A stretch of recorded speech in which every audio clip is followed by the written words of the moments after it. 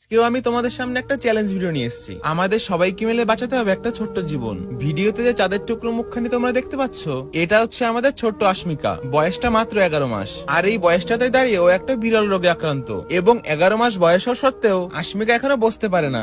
এইদিকে দিন দিন ওর হাত পায়ের মুভমেন্টও বেশ কমে আসছে। ছোট্ট এই মুখের হাসিখানি বাঁচিয়ে রাখতে পারে একটা ইনজেকশন, আর যার কস্ট 16 কোটি টাকা। আর যেটা তোমাদের সাহায্য ছাড়া কোনোভাবেই সম্ভব নয়। টাকা পয়সা দিয়ে না পারো, ভিডিওটা একটা শেয়ার করে তোমাদের সাহায্যের হাতটা বাড়িয়ে দাও। আমি আপনাদের কাছে এইটুকুই অনুরোধ করব, আপনাদের ছোট্ট ছোট্ট অনুদানই পারে একমাত্র আমার মেয়েটার জীবন ফিরিয়ে দিতে পারে।